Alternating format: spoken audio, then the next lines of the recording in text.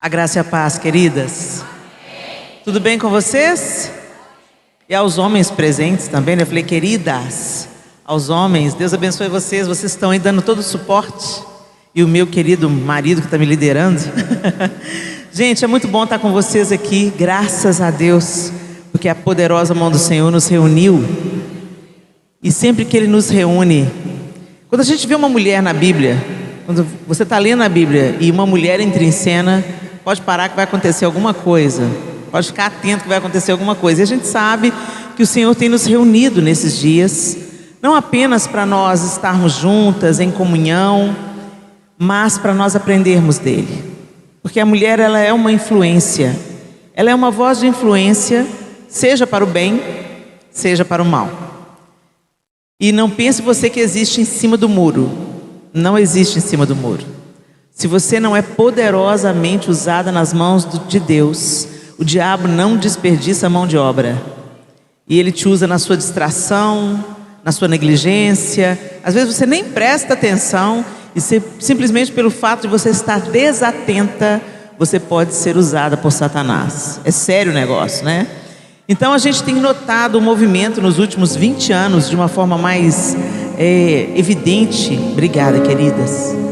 A gente tem percebido claramente esse movimento de mulheres, como as mulheres têm se juntado, como as mulheres têm buscado congressos para mulheres, treinamentos para mulheres, ensinos, curso.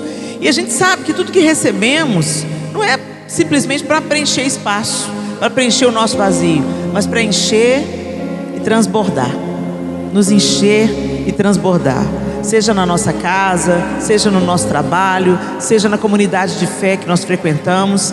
E nós sabemos que importa ser uma mulher segundo o coração de Deus. Não é isso que está escrito lá em letras miúdas?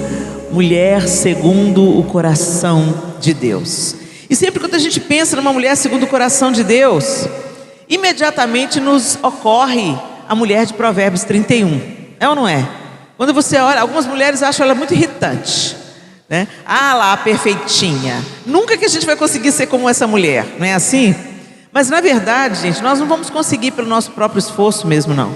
Mas Cristo em vós, a esperança da glória. Quando o Senhor em nós se expande, se dilata, ocupa todos os espaços do nosso coração, das nossas intenções, dos nossos pensamentos, é impossível nós continuarmos do jeito que nós estamos, continuarmos sermos as mulheres que somos. Ele entra, Ele transforma, Ele nos vivifica e Ele nos faz transbordar. E a gente podia ter uma série de mulheres aqui que nos serviriam de modelo como mulheres segundo o coração de Deus. É fácil a gente pensar, por exemplo, em Débora, a juíza em Israel. Débora era uma mulher casada com Lapidote, mas Deus escolhe Débora para liderar o povo de Israel num tempo de opressão. E Deus levanta Débora como mãe da nação de Israel, e ela julgava as causas de Israel. Vale lembrar que naquele tempo Israel não tinha um rei, então os juízes governavam na terra. Então Débora foi levantada por Deus como juíza sobre Israel. A gente pode se lembrar também de uma contemporânea de Débora, Jael, que foi usada por Deus para destruir o comandante do exército inimigo de Israel. Císera era um homem sanguinário e queria destruir o exército de Israel, e ele tinha influência, ele tinha poder, ele tinha muitos carros de ferro e ele podia vencer, mas a primeira batalha ele perdeu e veio se abrigar na tenda de Jael. E Jael ousadamente, corajosamente atravessa uma estaca de madeira na fronte do inimigo. A gente pode se lembrar da rainha Esther, orando, jejuando, para que ela se tornasse um instrumento para a libertação do seu povo do extermínio. E eu podia estar aqui citando Maria, escolhida por Deus para carregar seu filho no ventre. Se por uma mulher entrou o pecado, se por Eva entrou o pecado, por uma mulher entrou o Salvador. E essa jovenzinha, que pelos estudiosos devia ter em torno de 16 anos de idade, uma adolescente, ela aceita o desafio de se tornar a mãe do Salvador.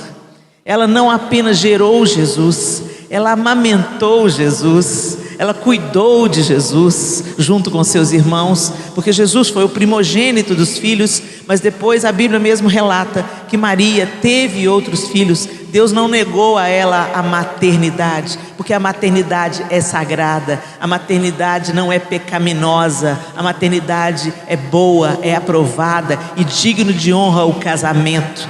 Então, José não pôde tocar Maria enquanto ela estava grávida de Jesus, mas depois a Bíblia diz que ela conheceu e Jesus teve irmãos e irmãs. Olha que coisa linda, né? E ali Jesus cresceu 30 anos no anonimato. A Bíblia fala de Jesus no seu nascimento, depois mostra Jesus quando se perdeu dos pais na festa, ficou para trás em Jerusalém, enquanto eles voltavam para Nazaré. Quando deram falta de Jesus, que deu o menino, volta atrás de Jesus e encontra Jesus ensinando no templo. E depois Jesus só aparece para ser batizado e depois tentado. O que ele passou sendo esses 30 anos? Filho, irmão, aprendiz de carpinteiro, gente como a gente, vestido da nossa humanidade, e ele não pecou. Aí você pode falar, pois é, né, Helena, mas ele era Deus e era homem e era Deus, então não era como nós. Não, gente, ele estava vestido da nossa carne, e a Bíblia diz que em tudo Jesus foi tentado, mas ele não cedeu à tentação, ele não pecou. Isso mostra para mim e para você que se Jesus venceu, e o mesmo Espírito que ressuscitou Jesus dentre os mortos habita a gente, então nós também temos capacidade de vencer. Ele mesmo nos disse: no mundo vocês terão aflições. E às vezes a gente pensa que aflições são só as dores, os acidentes, as doenças. Não, essas também são aflições, mas o pecado, ele causa dano, ele também nos aflige, ele também traz dores, ele também torna os nossos dias difíceis. E ele falou: mas tem de bom ânimo, eu venci o mundo. E ele venceu o mundo como homem. Então eu queria chamar a sua atenção não apenas para essas mulheres da Bíblia, que foram mulheres segundo o coração de Deus, as quais eu citei pouquíssimas aqui, porque se a gente começar a entrar nelas, gente, a gente vai falar de tantas mulheres maravilhosas que a Bíblia nos apresenta, mas eu quero apresentar para vocês o prumo de todas elas. Jesus é o prumo, é o nosso prumo.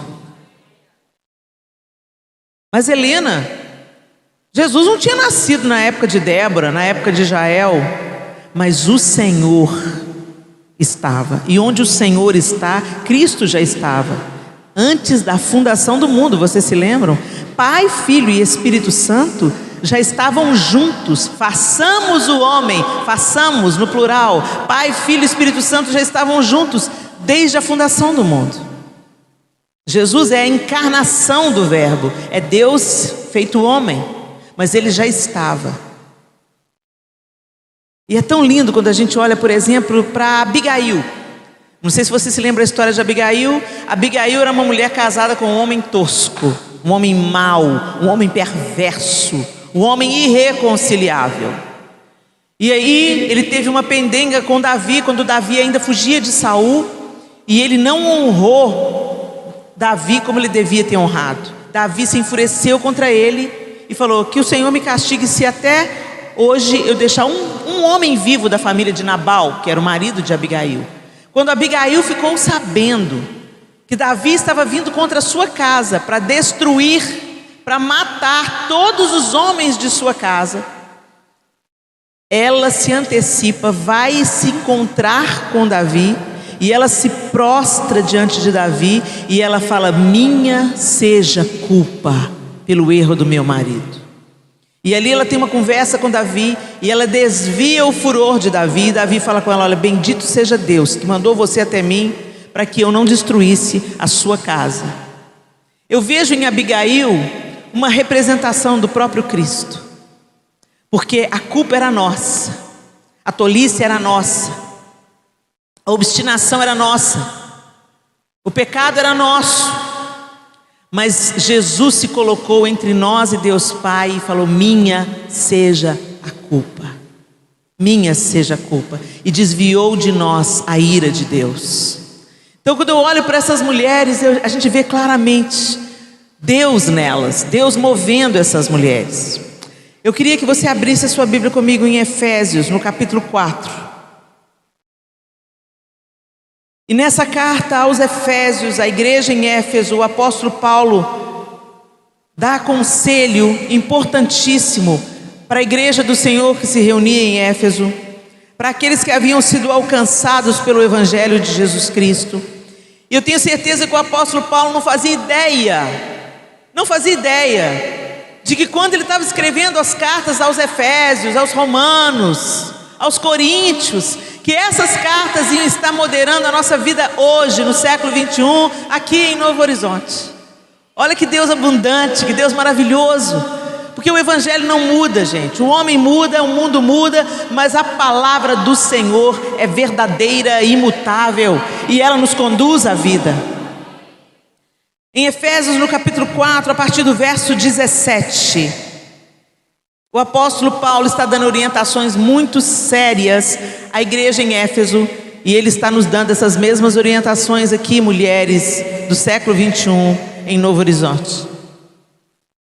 A partir do verso 17, o texto diz assim: assim eu lhes digo com a autoridade do Senhor, não vivam mais como os gentios, levados por pensamentos vazios e inúteis.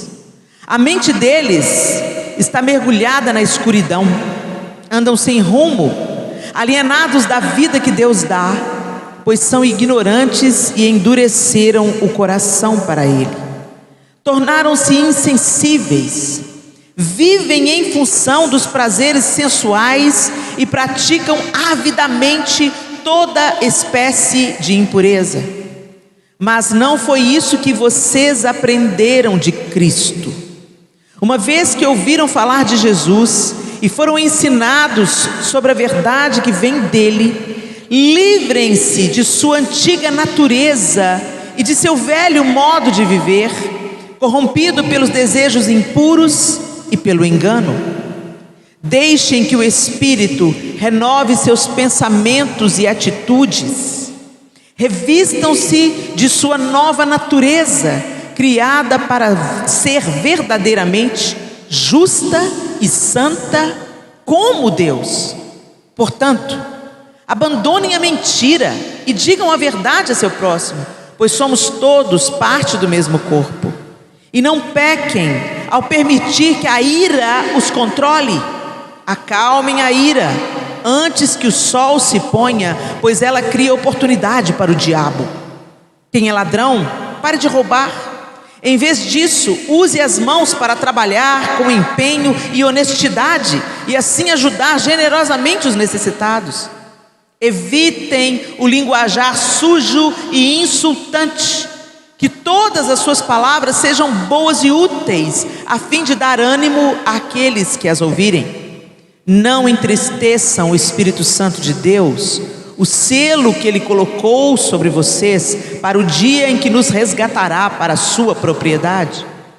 Livrem-se de toda amargura, raiva, ira, das palavras ásperas e da calúnia, e de todo tipo de maldade. Em vez disso, sejam bondosos e tenham compaixão uns dos outros, perdoando-se como Deus os perdoou em Cristo. Uau! Olha essa orientação, gente. Se nós queremos ser mulheres segundo o coração de Deus, temos que ser imitadoras de Cristo, seguirmos os ensinamentos de Cristo, vivermos a vida perseguindo as pegadas de Cristo, negando os nossos próprios desejos, negando a nós mesmas e seguindo o ensinamento de Cristo. Será que é isso que a gente está vivendo, gente? Frequentar uma comunidade de fé não te faz cristã. Você pode até se autodenominar cristã. Ah, eu sou cristã, eu sou evangélica. Gente, qualquer um pode se dar títulos, mas a sua vida diz isso. Ser cristão é ser imitador de Cristo, é ser semelhante a Cristo. Será que quando o pessoal que mora com a gente debaixo do mesmo teto olha para a gente, eles veem Jesus na gente? É o importante a gente pensar sobre isso, porque a gente ser crente na igreja, ser crente no trabalho, ser crente onde a gente põe a nossa máscara social, é fácil. Quem sabe se eu sou crente? Quem sabe se eu nasci de novo? E se eu estou sendo formada à semelhança de Cristo, dia após dia, pela obra do Espírito Santo em mim, é quem mora debaixo do mesmo teto que eu. Então, se a gente quer ser uma mulher segundo o coração de Deus, isso começa em casa. Porque se não é em casa, gente, é só verniz. E verniz é fácil da gente passar. Eu me lembro que eu já frequentava a igreja há muitos anos. Eu vim para a igreja com 11 anos de idade pela conversão dos meus pais, que estavam a ponto de se divorciar. Jesus entrou na minha casa, fez uma reviravolta no casamento dos meus pais, curou os meus pais, e eu comecei a frequentar a igreja com 11 anos de idade. Aos 14 anos de idade, no acampamento da igreja de carnaval, eu tive um encontro pessoal com Jesus. Eu entendi que eu precisava de salvação. Eu entendi que o fato do meu pai e da minha mãe frequentarem a igreja, ter tido uma experiência com Jesus, não me colocava para dentro do céu, porque Deus não tem neto, Deus tem filhos, e que eu precisava de nascer de novo. Eu fui tomada por um arrependimento, e eu confessei os meus pecados ali, e eu falei: Senhor, eu quero que o Senhor me cele com a tua salvação. Mas eu costumo dizer que eu coloquei Deus no banco de trás da minha vida, e eu continuei guiando o carro, tomando a minha própria direção, fazendo a minha própria vontade, vivendo os meus próprios prazeres e chamando Deus para abençoar, sabe? Oh Deus, vem, abençoa aqui, Senhor, põe a sua mão aqui, abençoa aqui. Mas eu não pedia a Deus para dirigir o carro, eu dirigia, e eu queria que Deus me abençoasse na minha direção. E eu andei assim dentro da igreja muitos anos, pensando que estava tudo bem. Por quê? Porque eu cantava no coral, eu fazia evangelismo no cemitério de finados, eu ia para o culto na praça, que usava muito nos anos 80, nos anos 90, eu ia nos impactos evangelísticos, eu estava boa. Me casei virgem com meu primeiro namorado, apesar de ter sido vítima de abuso sexual durante vários anos da minha infância.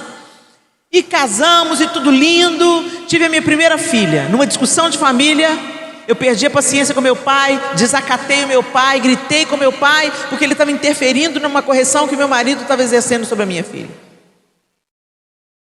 E virou um barraco na casa dos crentes, para o espetáculo do domingo da vizinhança. E aí a minha mãe entrou na minha frente, eu estava furiosa. Minha mãe entrou na minha frente e falou assim: Leninha, você não nasceu de novo. Era melhor ela ter me dado um tapa na cara, porque doeu. Como não nasci de novo? Você fica furioso quando a verdade, né? Quando a verdade te alcança, dói. Carapuça é um negócio, gente, que só dói quando serve direitinho. E aí eu comecei a ficar irritada com a minha mãe, mas aquela frase não saía da minha cabeça. Eu peguei a Clara, peguei o João, fomos embora de casa, acabou o almoço de domingo, mas a semana inteira aquela frase reverberava na minha cabeça: você não nasceu de novo. É como se o Espírito Santo tivesse acendido o interruptor do quartinho escuro do meu coração. Eu era a mesma pessoa. Eu era invejosa, competitiva, mentirosa, cobiçosa, insatisfeita com tudo que eu tinha, irada. Mas eu tinha caprichado no verniz. A gente usa a roupa adequada, adota o crentez fluente. Sangue de Jesus tem poder, misericórdia, está amarrado, olha o manto. E a gente começa a falar o crentez fluente, a saia fica no comprimento certo, você tem uma aparência de justiça. Quem olha pensa: é crente, olha, crente mesmo, aleluia. Você fala: paz do Senhor, senta com a Bíblia debaixo do braço, Aleluia. Todo mundo olha para você e fala: é crente. Vai lá dentro de casa para ver. Vai lá dentro de casa para ver. Eu acho bonito o jeito que termina o Provérbios 31, né? Provérbios 31 fala de todas as qualidades lá da mulher virtuosa, mas no final, seu marido a louva, dizendo: muitas mulheres procedem graciosamente, mas tu a todas sobrepujas.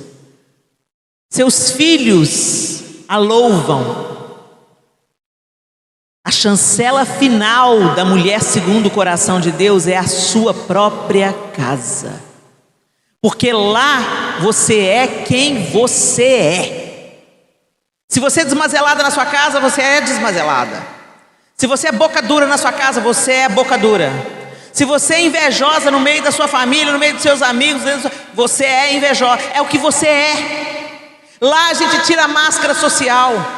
Lá os nossos queridos veem como nós reagimos na hora que a gente está irado, como é que a gente procede, o que a gente fala na hora que a gente está doente, como a gente reage na hora que a gente é injustiçado.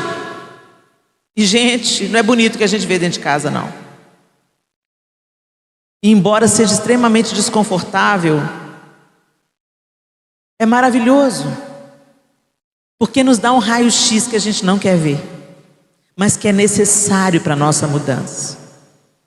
É necessário para a gente começar a deixar Deus, sabe, chamar Deus para a vida no lar. Deus, entra na minha casa. Deus, transforma aqui o que o Senhor tem que transformar.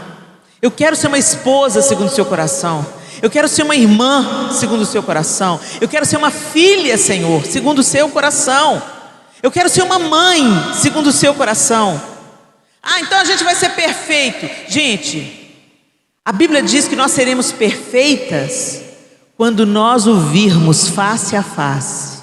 Então finalmente seremos como Ele é. Mas até lá a gente está num crescimento. É dia após dia. É de fé em fé, de glória em glória, até ser dia perfeito. A Bíblia diz que a vereda do justo é como luz da aurora. Você sabe como é que é a luz da aurora? Ela começa lá, você começa a ver que está entrando uma penumbra na sua janela. Ainda não é plena manhã, o sol ainda nem nasceu, mas a luz já mudou. A luz da aurora vem lá atrás da montanha. Daqui a pouco nasce o sol, aí clareia um pouco mais. Aí daqui a pouco o sol sobe mais, e aí não tem mais aquele tom âmbar, já tem um tom amarelo claro assim. E daqui a pouco o sol das 10 tá, e ao meio-dia está a pino. Assim é a vereda do justo. Hoje eu não sou ainda a mulher que eu quero ser, mas graças a Deus eu não sou mais aquela que eu era, porque Jesus vai nos aperfeiçoando. Mas você tem que deixar Ele fazer essa obra, minha linda. Você tem que deixar de ser religiosa. Sabe o que é religiosa? É quando você muda o verniz, você muda a aparência e você acredita na sua aparente santidade. Você acredita. Você acredita que a sua santidade está nos seus gestos externos. E esses você pode manipular facilmente. As meninas da Assembleia de Deus, elas têm o hábito, as pregadoras, as ministrantes da Assembleia de Deus, elas têm o hábito de, por exemplo, quando elas chegam no culto, todos os líderes, eu já percebo isso em todos os líderes da Assembleia de Deus, antes de começar o culto, eles vêm, eles tomam o seu assento, e muitos deles se ajoelham e entregam para o Senhor a sua consagração, a sua vida. Eu imagino que eles estejam orando pela ministração, para que Deus os use, tal, né? Eu falei assim: ai gente, isso é uma coisa boa para se fazer, né? Pensei comigo, vou fazer também. E aí o Espírito Santo veio com a sonda dele. Para quê? Para parecer aos outros que você é justa? Você quer impressionar os outros, Helena, como você ficou impressionada com eles? Você quer parecer mais santa? Ajoelha na minha presença, onde ninguém te vê. Ajoelha lá no quarto do hotel. Peça a sua bênção. Quando o Senhor manda orar, Ele fala: entra no teu quarto, fecha a tua porta. Os fariseus é que gostavam de orar em público. Eles gostavam das roupas que eles usavam. Eles se achavam superiores aos outros por causa das franjas. E como a gente está ficando parecido com os fariseus nesse nosso tempo. Quantas coisas, eu tenho coisas que o Senhor vai tratar comigo de um jeito, tem coisas que Ele vai tratar com você de outro jeito. Mas naquele dia, Ele me deu uma correção que valeu para um tanto de outras coisas. Você quer orar e buscar a minha bênção? Você não precisa de fazer isso na frente dos outros para ser vista pelos homens e eles te acharem mais aprovada, mais santa, mais consagrada. Como a gente gosta de parecer consagrada. Mas sabe, gente, quando a gente parece o que a gente não é, o que Jesus chama disso? Hipocrisia. E a única vez que eu vi Jesus sendo ríspido é com gente hipócrita. Ele sentava com a galera do mal. Ele absolveu a mulher que estava adulterando com o outro, pega em flagrante adultério na cama. Ele absolveu sem pensar duas vezes. Vai, eu não te condeno, vai, não peques mais. Ele deu uma outra oportunidade para ela. Pedro negou ele veio em encontro a Pedro. Judas estava vindo trair ele sabia que estava sendo traído e falou: aqui vens amigo. Ele não estava chamando Judas de amigo para ficar legal na fita, nem porque ele queria impressionar Judas, mas porque ele estava deixando bem claro: o que você está fazendo comigo não muda o amor que eu tenho por você, não muda quem eu sou em relação a você. Isso é santidade. E Ele é o padrão, Ele é o modelo. Mas a gente gosta de parecer santo aos olhos dos outros, menos aos olhos de Deus. A gente gosta de impressionar os outros com a nossa roupa, com o nosso palavreado, com a nossa atitude. Eu me lembro uma época na minha adolescência, e Deus me trouxe isso à memória quando Ele me falou desse negócio de ajoelhar em público. Tinha um pastor na nossa igreja, a primeira igreja. Eu sou membro da Igreja Batista da Lagoinha há 34 anos. Mas antes de frequentar a Lagoinha, meus pais se entregaram a Cristo numa outra igreja lá de Belo Horizonte, Desafio Jovem Peniel. E na época era o pastor Reuel Pereira Feitosa e o pai dele, o pastor Renê. O pastor Reuel era o sênior, mas o pastor Renê vira e mexe, pregava também na igreja. Só que o pastor Renê, ele vinha de uma formação militar rígida, e ele sempre deixava muito claro que gostava, que achava bonito quando as irmãs se trajavam como irmãs. Elas usavam saia. Então o pastor Reuel viajava, o pastor Renê assumia. Toda a mulherada vinha de saia. Para agradar a Deus? Não, para agradar o pastor Renê. E a gente se sentia mais espiritual do que aquelas atribuladas que não vinha de saia. Olha a soberba do coração aí. O que vale mais? A calça comprida, a saia ou a soberba do coração? A gente é visual e a gente acha que pecado é só aquilo que a gente vê. Então é muito fácil a gente mudar o verniz imediatamente. Mas o apóstolo Paulo está indo no cerne da questão quando ele trata com os Efésios aqui, está tratando com a gente hoje. Não vivam mais como os gentios, levados por pensamentos vazios e inúteis. Quantos pensamentos vazios tomam a nossa mente? Inúteis. A gente fala que não tem tempo de ler a Bíblia. Tempo a gente tem, só não é prioridade. Porque para aquilo que é prioridade, a gente arruma tempo. Aquilo que realmente é importante, a gente arruma. E se a gente vive um relacionamento com Deus em Jesus Cristo, sem diálogo? Porque a oração é a parte que eu falo com Deus, e a parte que Deus fala comigo. É pela leitura da palavra, não é pelo profeta. Deus pode usar o profeta? Pode. Mas a profecia, tudo que Ele tem a nos dizer, está na Bíblia. Mas eu fico bobo todas as vezes que eu faço uma pesquisa nas igrejas e pergunto: quantos aqui já leram a Bíblia toda? E 10% da plateia, e olhe lá, levanta a mão. E eu me lembro, esse povo perece porque falta conhecimento. Quando a gente lê a Bíblia, gente, não tem como a gente ficar indiferente ao trabalho do Espírito Santo no nosso coração. É lendo a Bíblia que nós conhecemos mais profundamente a Deus. É lendo a Bíblia que a gente percebe o seu caráter, a sua bondade, a sua misericórdia e a sua justiça. É lendo a Bíblia que nós somos confrontadas no nosso egoísmo, na nossa mesquinharia, na nossa cobiça, na nossa inveja. É lendo a Bíblia que o Espírito Santo faz a própria voz de Deus se tornar audível para nós. Mas a gente maratona Netflix, mas não lê a Bíblia. E fala, é que a sarça pegou fogo e não me consumiu. Atraídos pela tua presença? Really? Sério? Sério mesmo, gente? A gente canta que a coisa mais importante da nossa vida é a presença de Deus, enquanto a gente não abre a Bíblia. Deus abomina a hipocrisia. Fala uma coisa, mas faz outra. Um discurso destoante da prática.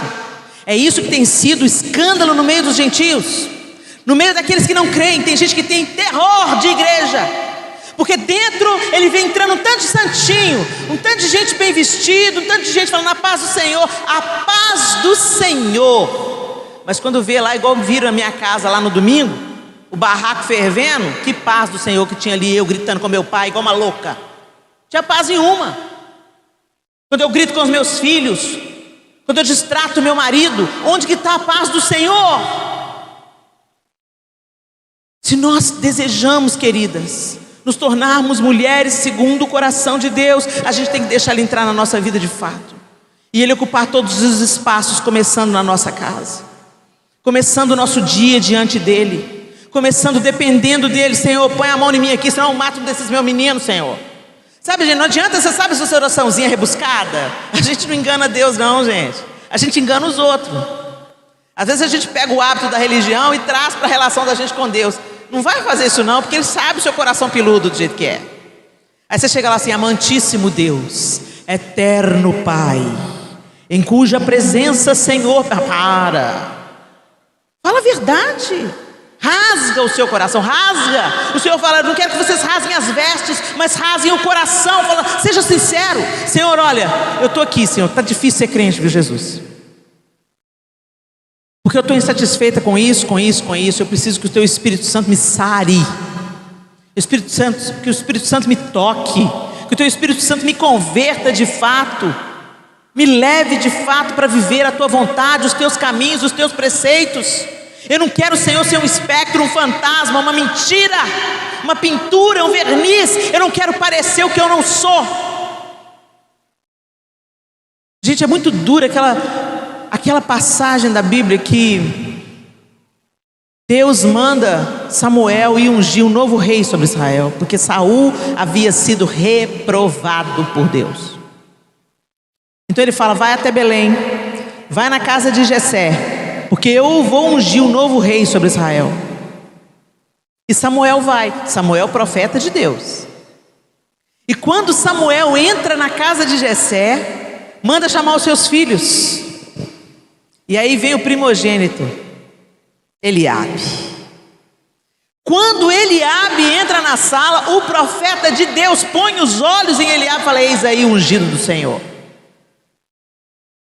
Ele olhou para a aparência de Eliabe, e certamente ele deve ter feito um comparativo. Ele olhou para Eliabe e falou assim, ó, esse aí banca Saul, hein? Altão, fortão, preparado para a guerra, esse tem porte de rei. Se impressionou com a aparência. E aí Deus falou com Samuel, não atente para a aparência, porque eu olho o coração, e eu tenho rejeitado o coração de Eliabe. E a gente não entende, coitado do Eliabe. Puxa, que injustiça. O que será que Eliabe aprontou para ser reprovado por Deus? Aí vem Eliabe, Abinadab, Samar, ninguém passa no crivo de Deus. O esquecido, não tem mais nenhum? Tem. O menino que cuida das ovelhas, manda buscar. E aí Deus fala para Samuel, foi esse aí que eu escolhi. Esse pequeno aí, ruivo, de gentil aspecto, que não faz mal para uma mosca, aparentemente. É esse aí que eu vou usar, é esse que eu vou levantar. É esse que vai ser o antecessor do Messias. É esse aí, que ninguém dá nada por ele. Você já conheceu uma pessoa que você não dá nada por ela? Aí a gente vai logo beijar o pé de quem é famoso, né? No reino de Deus não é assim não, gente. No reino de Deus a gente vai ter cada surpresa.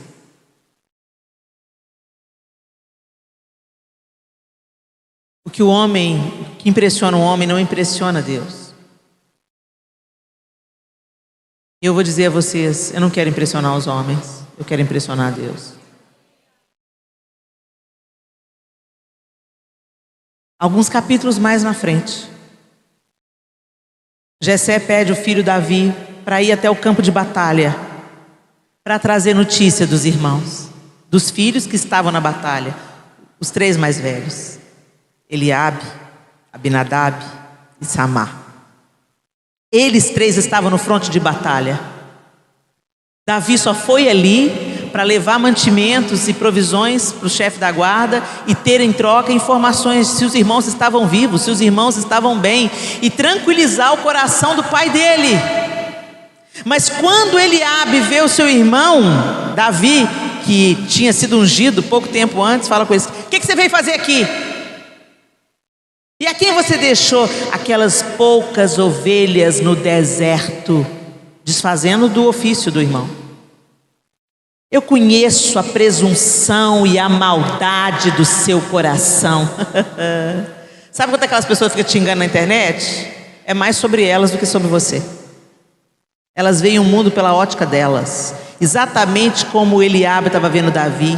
Ele é que era presunçoso de coração, ele que era invejoso de coração. Eu conheço a presunção do seu coração, que você veio aqui.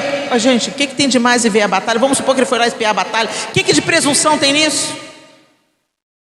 Pois teve que engolir um caroço, né? Porque Deus falou assim: é aí mesmo que eu vou usar.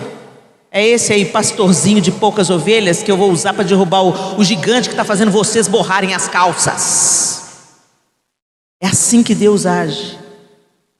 E aí quando a gente olha para isso, gente, a gente vê exposto o coração de Eliabe, que fez Deus o rejeitar. Você pode ocultar de muita gente durante muito tempo, mas você não consegue ocultar para sempre a sua verdadeira face. E o Senhor quer nos transformar. O Senhor quer mexer em áreas que a gente não quer deixar Ele mexer. Enquanto tiver um quartinho escuro no seu coração, o diabo vai ter legalidade para te deformar. Ele está falando, o apóstolo Paulo está falando que aqueles que vivem aí fora andam sem rumo, alienados da vida que Deus dá. O mais triste, gente, não é a gente andar alienado da vida que Deus dá fora da igreja. O pior lugar que a gente pode estar é alienado da vida que Deus dá dentro da igreja. Você entra e sai, assiste culto e vem para o culto, vai embora do culto, volta para o culto, vai embora do culto, vai embora para o culto, faz escola dominical, mas continua a mesma pessoa, alienados da vida que Deus dá. Não desfruta da liberdade, não desfruta do amor, não desfruta da cura, não desfruta da vida. Deus colocou uma mesa, mas você não se assenta. Deus não faz acepção de pessoas. O mesmo que estava disponível para mim naquele domingo que teve a briga lá em casa, que começou a minha reconciliação com Deus, deflagrou a minha relação com Deus, é o mesmo Deus que te convida para a mesa hoje. Independente de como você está vivendo, independente das coisas que você tem feito, independente, Deus te convida, senta na mesa. Mas a gente não assenta. A gente fica comendo, sabe quando você vai comendo snack, comendo porcaria antes da comida, e na hora que a refeição é posta, você não quer comer, que você está sem fome? É isso que Satanás faz. Ele enche a sua vida de porcaria, para você não ter fome daquilo que realmente transforma a sua vida e te cura. Andamos alienados da vida que Deus dá, ignorantes, endurecemos o nosso coração. Eu tenho descoberto de como a dureza de coração afasta a mão de Deus de nós. Quando a gente se torna duro de coração, você está me vendo pregar aí, ó, fala assim, não acho que seja isso não. Gente, não estou falando nada da minha cabeça aqui não, estou falando que a Bíblia fala. Você não está endurecendo o coração contra mim não, eu saio daqui amanhã, vou embora, nunca mais eu vou te ver. Mas a vida que Deus dá, ela permanece aqui. E às vezes a reação que você tem mental é simplesmente a reação de um coração endurecido. E o que Ele não rejeita é um coração quebrantado e contrito. Então talvez você comece a identificar sinais de um coração endurecido. Eu lembro que quando as pessoas vinham me corrigir, a Bíblia mesmo diz que ninguém gosta de ser corrigido, gente. A correção na hora, ela produz tristeza. É o que a Bíblia diz. Que toda correção produz tristeza. Mas depois, se você acolhe a correção, ela produz vida. Graças a Deus pelas surras que minha mãe me deu. Na hora eu odiei ela. Mas hoje eu entendo que me livraram da morte. Me livraram do mal. E Deus corrige o filho a quem Ele ama e açoita a todo aquele a quem Ele quer bem. Não sou eu que estou falando, é a Bíblia. Então o Senhor não vai te... Sabe, o Senhor é amor, gente, mas o amor confronta, o amor fala a verdade. O amor te chama de volta. O amor te dá oportunidade. Não andem com o coração endurecido, porque isso é uma característica daqueles que não querem ser amados e corrigidos por Deus. Tornaram-se insensíveis, vivem em função dos prazeres sensuais e praticam avidamente toda espécie de impurezas. O que nós temos colocado diante dos nossos olhos? Muitas mulheres sabem que tirar a roupa é poder. Elas só não sabem, muitas delas, movidas pela carência, pelo vazio interior, pela insatisfação. Uma mulher sabe quando um homem põe o olho nela com desejo. E ela gosta. Só que o que as mulheres não sabem é que a parte do cérebro masculino que é ativada pela sensualidade é a mesma parte do cérebro que os homens consomem, constroem, trabalham com ferramentas. O homem não ama porque ele olha com desejo. O homem quer consumir. É diferente de amar. Por isso que tem aquela música popular brasileira que diz, né? Aqui nesse mundinho fechado, ela é incrível, com seu vestidinho preto, indefectível. Eu detesto o jeito dela, mas pensando bem, ela fecha com os meus sonhos como ninguém. Quero te provar, sem medo e sem amor. Quero te provar, cozida a vapor. Quero te provar. E a mulherada tudo dançando, enquanto a gente é objetificada. Poder para quem? Poder para levar a torcida do Flamengo para a cama, e aí? Poder para ganhar sustento de um cara? Pelo que eu saiba, isso é prostituição. O Senhor nos convida à santidade. E aí entendemos que o nosso corpo é templo do Espírito Santo, onde habita Deus. Senhor, nos ajude.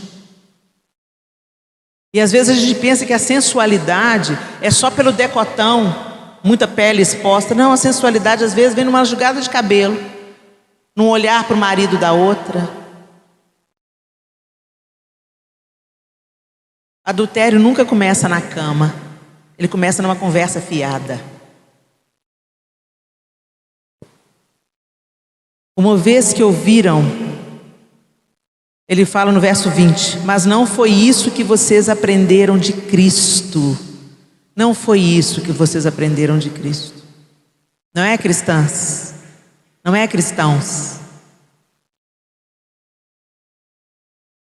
Uma vez que ouviram falar de Jesus e foram ensinados sobre a verdade que vem dele, livrem-se de sua antiga natureza e de seu velho modo de viver, corrompido pelos desejos impuros e pelo engano. Deixem que o Espírito renove seus pensamentos e atitudes e revistam de sua nova natureza. Você tem uma nova natureza. Você não é mais escrava da sua vontade, mas escrava dos seus desejos, dos seus prazeres, da procrastinação, do erro, do engano. Você é nova criatura. E o Espírito Santo com o qual você foi selada para o dia da redenção, ele te capacita a viver uma vida diferente. Então para de dar desculpa. desculpa. Ah, não consigo não, Helena. Isso aí é um jeito muito elevado de viver. Não, isso aí é pro santarrões. Seja crente você por mim, Helena. Você me inspira tanto lá no YouTube. Seja crente você. Seja crente, pastora Débora. Seja crente você, porque você me inspira tanto. Você é uma mulher de Deus. Seja crente você. E quando a pastora Débora subir, você vai ficar só olhando. É um chamado a cada uma de nós. Sermos mulheres segundo o coração de Deus, para sermos luz e sal nessa terra tão carente de mães, de irmãs, de filhas, de esposas, cheias do Espírito de Deus. O Espírito de Deus habita em você, só que você colocou um tanto de entulho em cima dele. Sua carnalidade, sua vontade, sua arrogância, sua presunção, suas dores, suas culpas, seus medos, tudo isso é entulho. Você tem medo, intimidada? Ah, o que me fizeram lá na minha infância, ó vida, ó dor, ó céus, ó azar, me abusaram na infância, dos 2 anos aos 11 anos de idade. Isso não muda, mas muda quem eu sou depois que Jesus entrou. Eu não vivo mais cativa do meu passado, do que me fizeram, porque eu sou nova criatura em Cristo. E às vezes você fica aí, acolhendo seus medos, suas culpas, seus danos, o que te fizeram, o que me fizeram, e o que Jesus fez, não foi maior? Ele quer nos levantar, mulheres. Então para de coitadismo, para de vitimismo. Para de falar não tem jeito, não tem jeito sim. Se teve jeito para mim, gente, tem jeito para qualquer pessoa. E ele continua falando: revistam-se de sua nova natureza, criada para ser verdadeiramente justa e santa, como Deus. Olha para a mulher que está do seu lado e fala: você foi criada para ser justa e santa, como Deus. Portanto, abandonem a mentira. Não, agora é eu que estou falando com vocês. Quer dizer, o apóstolo Paulo que está falando com a gente. Abandonem a mentira e digam a verdade a seu próximo. Para de mentir, gente. Eu não minto. Acabou de mentir, aí, ó. Vamos minimizando a mentira. Vamos deixando ela cada vez mais enfraquecida, porque a gente mente por tanta bobagem. Parte da nossa mentira é porque o outro não suporta ouvir a verdade. Eu não estou dizendo para você sair por aí sendo grossa com todo mundo, não. Mas às vezes fala assim: ai, fulana, você cortou o cabelo, você gostou? Ah, gostei. Mentira. Se você não gostou, nem comenta. Fica caladinho. Ai, sabe o que é aquelas mulheres? Ai, você cortou o cabelo, por quê? Quando o cabelo estava grande, você nunca elogiou, mas no dia que ela cortou, você vem falar. Você gostou do presente que eu te dei? Amei, adorei. Gostou não. Mas você não vai chegar para a mulher e vai falar assim: detestei. Não. Gente, a gente não tá vendo? A gente não está habituado a ouvir verdade. Quando você pergunta uma coisa, você tem que estar disposto a ouvir a verdade. Você gostou do presente que eu te dei? Eu recebi com muita gratidão, mas não gostei. Nossa, se fala isso, você sai voando no girai, não é não? Você fica brava demais. Que arrogante, eu dei um presente para ela. Tá vendo como é que a gente cultiva um ambiente de mentira? Então a gente mente. Eu estou contando isso para você saber. A gente mente. Mas a Bíblia está falando para a gente dizer a verdade, cada um com o seu próximo. Vamos minimizando as mentiras, gente. Vamos construindo relacionamentos onde a verdade seja cultivada. Tanto para você dizer a verdade com gentileza, quanto você para acolher a verdade sem se ressentir. No meio dos santos devia ser assim, mas não é. Mas a gente tem que crescer nisso, a gente pode melhorar nisso. Mentir para o marido, nem pensar. Tem até quando você comprar roupa em tal loja, põe na sacola de supermercado. Ô, gente, se você mente para o homem que você escolheu para dividir a vida, para quem mais você não vai mentir? Para de roubar o dinheiro dele na carteira. Mas o que é dele é meu. Tudo bem, vocês estão compartilhando as mesmas coisas, mas avisa, meu bem, estou pegando R$ 50 aqui na sua carteira, tá?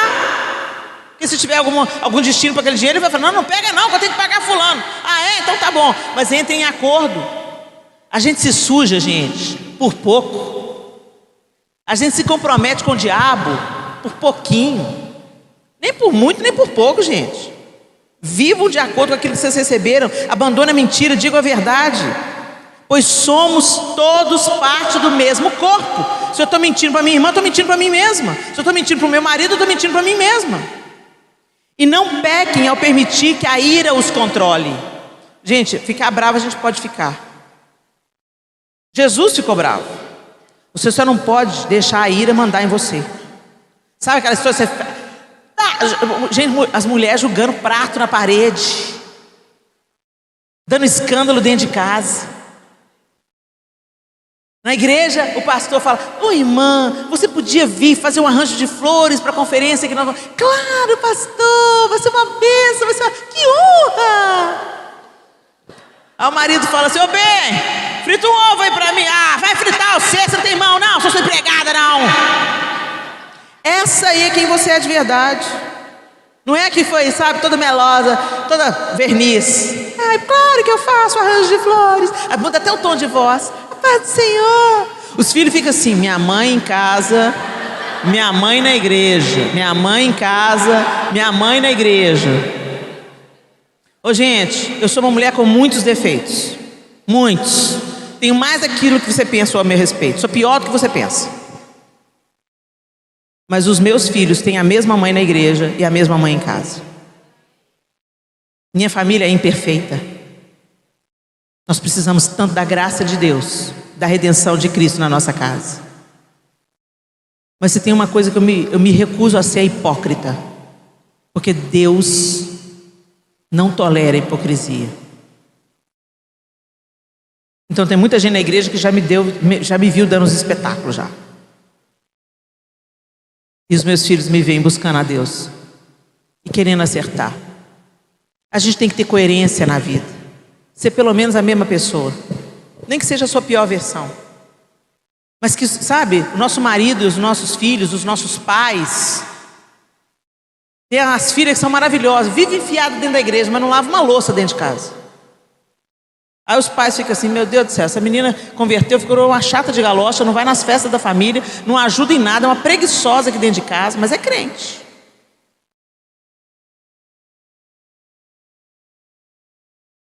Que o Senhor nos ajude. Ele fala também, acalmem a ira, antes que o sol se ponha. Ou seja, você fica bravo? Pode ficar bravo, mas não deixa durar o negócio não. Não alimenta o ressentimento, não. Controla antes que o sol se ponha, pois ela cria oportunidade para o diabo. Começa com uma raiva, vira ressentimento, apodrece o seu coração, apodrece os seus relacionamentos. Em vez disso, quem é ladrão, pare de roubar. Olha aí, mulher do assalto da carteira do marido. Não, mas isso não é roubo não. É. Quando você pega aquele livro emprestado e não devolve, é roubo. Quando você pediu uma roupa emprestada e estragou a roupa, não pagou pelo dano, é roubo. Você se apropriou de algo de outra pessoa, tomou para si, usou indevidamente, não devolveu, ou se devolveu, devolveu estragado. Quando você não é fiel nos seus dízimos, é roubo.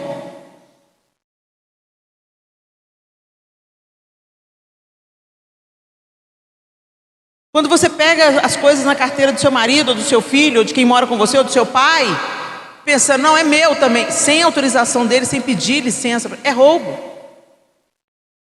Quando você pega a caneta, o lápis, a borracha, o talão lá da sua empresa, porque sobra, sem autorização de um superior, é roubo. Quando você chega atrasado no serviço, mas pede o amigo para bater o cartão no horário certo, você está roubando do patrão.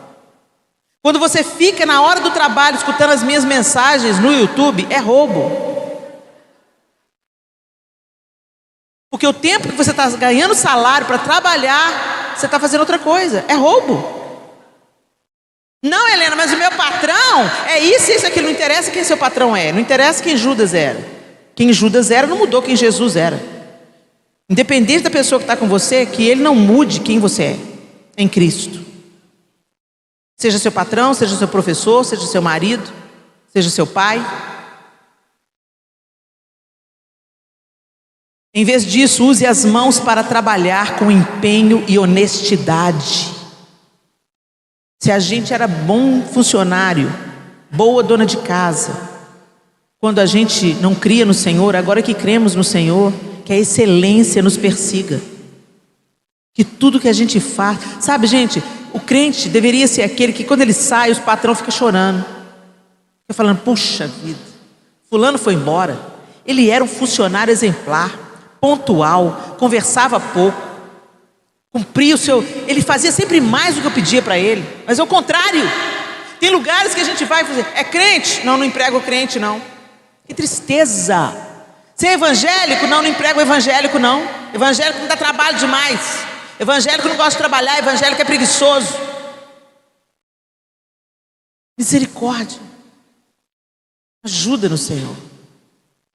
Porque a gente deve desempenhar o nosso trabalho com excelência, com honestidade, para poder ajudar generosamente os necessitados. Olha isso, o nosso ganho não é só para nós também não. O que a gente ganha é para transbordar na vida de outros.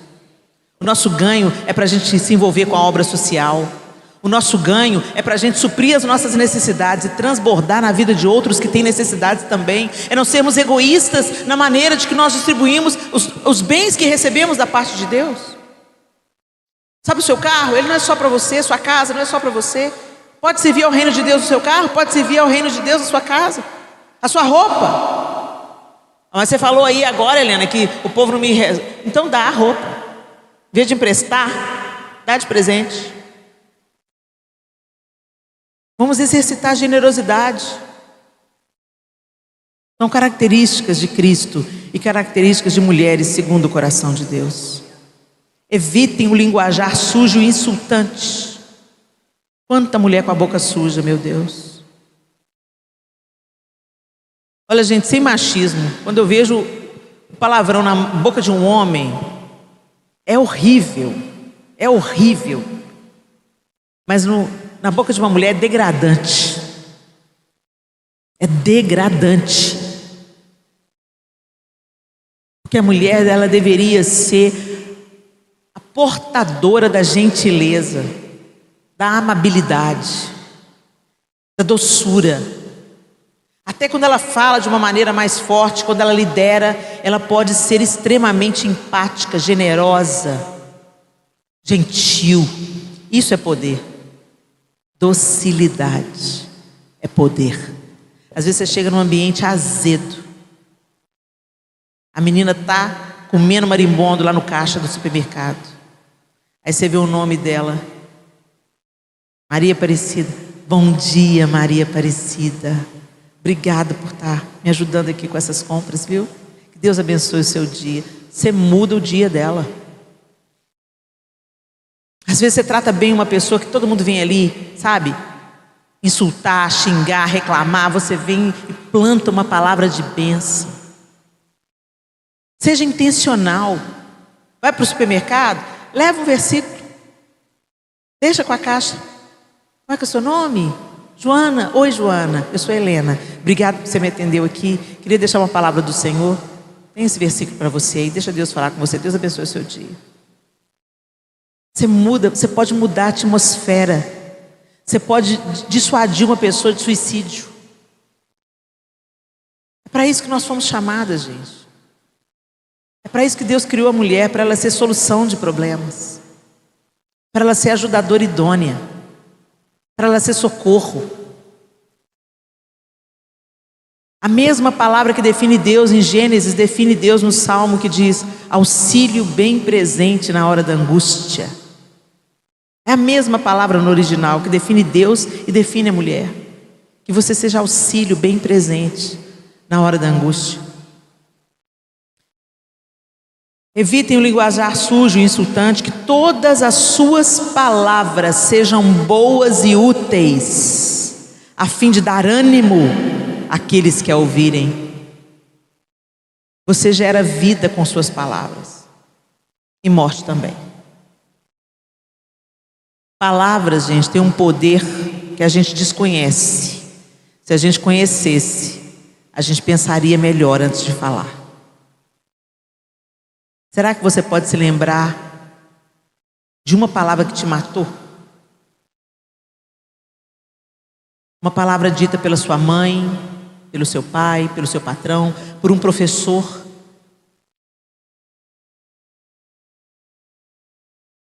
Normalmente pessoas que você respeita, honra, convive, um líder, uma irmã de sangue, uma amiga, liberou uma palavra de morte que te entristeceu, que virou uma doença, que virou amargura, que te paralisou, que te intimidou, que não te deixou seguir adiante. Se você se lembrou, você sabe que eu estou dizendo a verdade. Palavra tem o poder de te destruir ou de te levantar. Então cuidado, mamãe, com as coisas que você fala para os seus filhos. Cuidado, filhas, com as coisas que você diz para o seu pai na hora da raiva, para sua mãe na hora da raiva. Cuidado, esposas, com as coisas que você solta em cima do seu marido quando você está irada.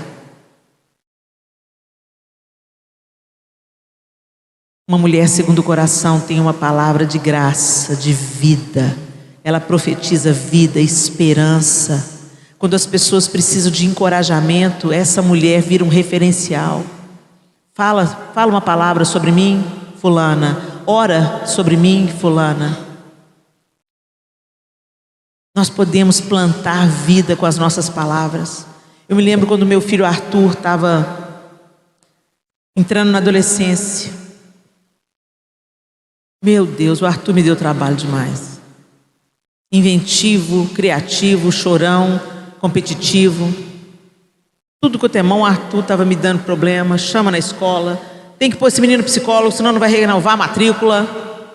Eu comecei a pôr a mão na cabeça do Arthur quando ele vinha. Vem cá, ungido. Ungido do Senhor. Arthur, você é profeta às nações. Você vai dar trabalho, vai dar muito trabalho para o inferno, meu filho. Ele olhava para mim e falava assim: amém, amém. Hoje o Arthur é uma alegria para a nossa vida, né, João? Que alegria, que autoridade que ele tem na palavra, que menino temente. Tem hora que ele que me aconselha. Tem dia que ele me vê fora do prumo: mamãe, vem cá, vem cá. E eu fico olhando para ele, que hoje é muito maior do que eu, e fico pensando: meu Deus, olha as palavras aí, florescendo. Ele é ungido do Senhor. Profetiza, afirma, levanta, encoraja sua amiga, seu marido, seus irmãos de sangue, seus irmãos na igreja. Todos os comentários mais cruéis que eu recebo na internet, eu tenho cuidado de ler. São de mulheres. Como as minhas irmãs valorizam mais a minha aparência do que a palavra que eu estou pregando.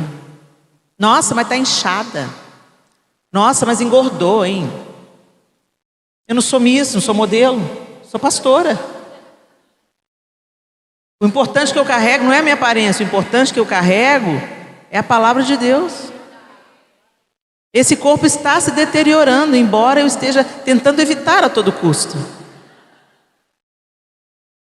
Mas é incrível, por que ela vem falar isso? Eu estou falando uma palavra, eu estou fazendo uma oração, e ela está olhando a roupa que eu estou vestindo, ou o cabelo, ou... Gente, que vazio! É o que o apóstolo Paulo falou no início desse capítulo aqui, ó. Levados por pensamentos vazios e inúteis. Isso não condiz com uma mulher segundo o coração de Deus. Foca no que é mais importante.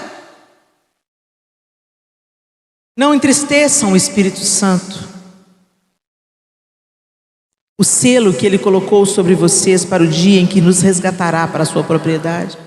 Gente, as coisas que você escuta, as conversas que você tem, a roupa que você veste, tudo isso pode entristecer o Espírito Santo. Você está numa roda de fofoca, seja você a interromper a fofoca. Se você não quer interromper, se levante e saia. Não participe das obras infrutuosas das trevas. Mas às vezes a gente gosta, senta. Você ficou sabendo? Não. Fulano, você leu no Fuxico Gospel? Fuxico Gospel? Essas duas palavras não coexistem, gente. Fuxico é fofoca, gospel é evangelho em inglês. Fofoca evangélica? Tem fofoca evangélica, gente? Então por que muitos de nós dá ibope para esse lixo? Só cresce o que tem público. Nós nos tornamos coparticipantes desse tipo de site quando nós entramos lá para acessar a nudez dos nossos irmãos e tantas coisas mentirosas ou tendenciosas que eles propagam lá. A gente não se alegra com a derrota do outro, sabe por quê? Porque amanhã pode ser a nossa vez. A gente não se alegra com a queda do outro, porque nós somos feitos do mesmo material. Nós não nos alegramos com esse tipo de notícias. Nós dobramos os nossos joelhos e nós intercedemos. Esse é o papel de uma mulher segundo o coração de Deus. E finalmente o apóstolo Paulo, no final do capítulo, ele fala: livrem-se de toda amargura, raiva, ira, das palavras ásperas e da calúnia e de todo tipo de maldade. Livrem-se, livrem-se. Agora não tem mais parte com vocês, não é mais da sua vida. A conversa que a gente tem agora é aquela conversa que edifica, aquela conversa que faz transbordar. Você não propaga, não passa adiante a fofoca, não passa adiante a maldade, não passa adiante a perversão. Você não cria mentiras, calúnias. Em vez disso, sejam bondosos e tenham compaixão uns dos outros, perdoando-se como Deus os perdoou em Cristo. Uma mulher segundo o coração de Deus tem um coração perdoador. Gente, nem sempre é fácil perdoar. Principalmente quando nós fomos feridas intimamente, traídas, enganadas, negligenciadas, abusadas. Dói fundo. Mas o mesmo Espírito que levantou Jesus dentre os mortos pode te levantar também, te tomar pela mão e te conduzir pelo caminho do perdão, que às vezes não acontece de um jeito instantâneo, mas é uma jornada a ser percorrida e a gente tem que dar o primeiro passo, decidindo perdoar, insistindo em perdoar e dizendo: Deus, por mim mesmo eu não consigo não, mas o Espírito do Senhor que habita em mim conhece o caminho do perdão, me faz andar por ele. Eu compartilhei com vocês aqui que eu fui molestada sexualmente durante toda a minha infância.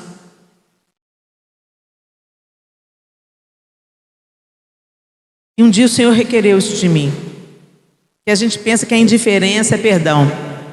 Você esquece que aquela pessoa, você mata aquela pessoa na sua psique, você pensa: não existe mais, eu não quero mais pensar disso, não quero mais lembrar disso, passou, acabou. Você pensa que essa indiferença é perdão, não é. E Deus trouxe à tona. Eu falei: Deus, como é que eu vou perdoar isso? Eu sou a vítima.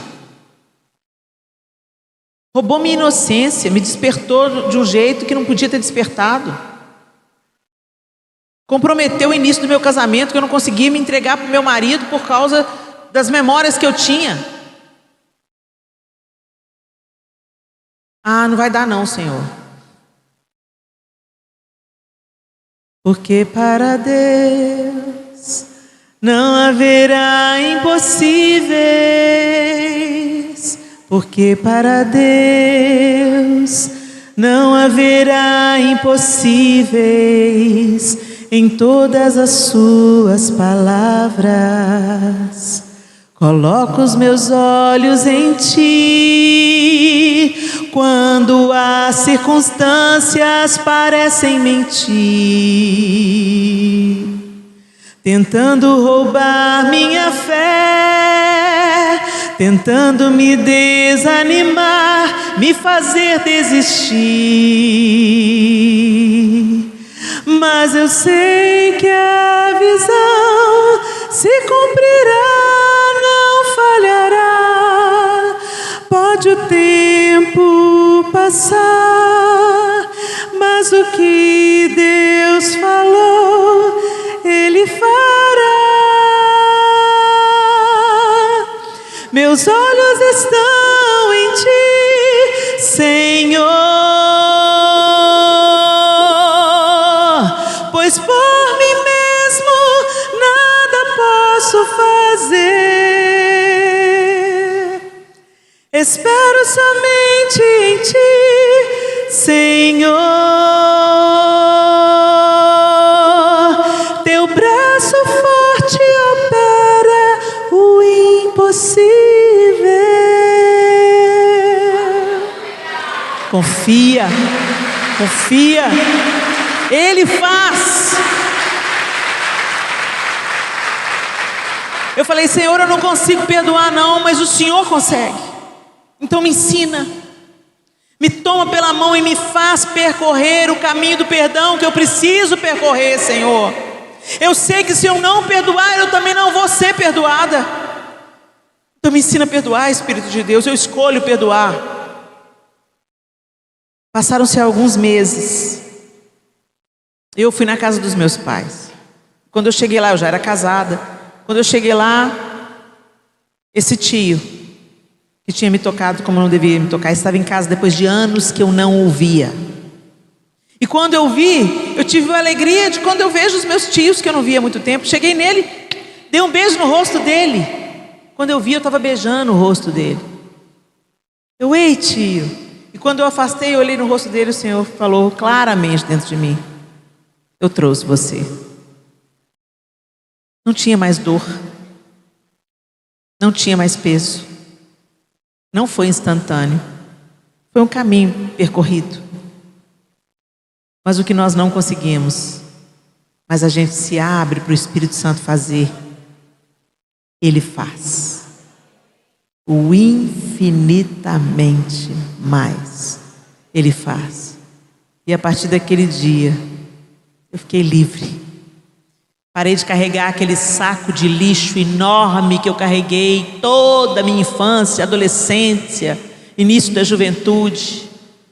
Deixei os sacos de lixo aos pés do Senhor. E esse meu tio nasceu de novo. Não há nada que o sangue de Jesus não possa lavar. Nada. Ele é poderoso. Feche os seus olhos. Ser uma mulher segundo o coração de Deus é ser semelhante a Cristo. É agir como Ele agiria, pensar como Ele pensaria, fazer o que Ele faria. E em Cristo claramente a gente vê todas essas qualidades que o apóstolo Paulo listou aqui para nós reunidas. Perdoador, compassivo, misericordioso, generoso, amoroso. O caminho, a verdade e a vida. Como podemos caminhar na verdade e mentirmos? Insistirmos em viver uma vida em mentira? O pecado para nós, meninas, é um acidente de percurso, não um lugar onde a gente escolhe viver. Nós só seremos perfeitas à semelhança de Cristo quando nós o virmos como Ele é, quando nós olharmos nos olhos dEle, seremos como Ele é. Mas até lá, Ele nos convida a crescermos, a brilharmos como a luz na aurora, mais e mais. Aquilo que você praticava, não pratique mais. Aquilo que você não perdoava, perdoe. Não dê lugar à sua ira, à sua raiva. Chame o Espírito Santo para que Cristo seja formado em você. Quantas vezes o apóstolo Paulo orou para que Cristo fosse formado nas igrejas às quais ele estava ministrando. Que em nome de Jesus, a nossa fé não seja apenas uma estampa na camiseta, ou canções que repetimos nos períodos de louvor, mas que realmente Cristo em nós transforme o ambiente da nossa casa, da nossa família, invada a casa dos vizinhos, da rua, e reflita na nossa comunidade de fé, onde nós nos reunimos. Senhor, nós te louvamos nessa noite. Ah, Senhor, como nós precisamos de Ti. Afasta as nossas transgressões. Derrama sobre nós, ó Deus, o Teu bálsamo, o Teu perdão. E faz-nos caminhar pelos caminhos que traçaste. Como salmista nós oramos, Senhor, afasta de nós as coisas inúteis e faz-nos caminhar pelos caminhos que traçaste. Que o Teu Espírito Santo forme Jesus em cada uma de nós aqui nessa reunião, nos tornando mulheres segundo o Teu coração. Primeiro, Senhor, dentro da nossa própria casa. Como o Senhor mesmo disse, em Jerusalém, Samaria, até os confins da terra, que comece também na nossa Jerusalém, na nossa casa, na nossa família. Que comece essa obra linda que o Senhor tem para fazer em cada mulher aqui, na necessidade que cada uma tem, o Senhor conhece tão bem. Eu também oro por mim, Senhor. Continua trabalhando, Senhor. Continua fazendo. Continua quebrantando. Não deixe o meu coração ficar endurecido. Continue nos ensinando como Tuas filhas a sermos mulheres plenamente, segundo o Teu coração. Em nome de Jesus. Amém e amém.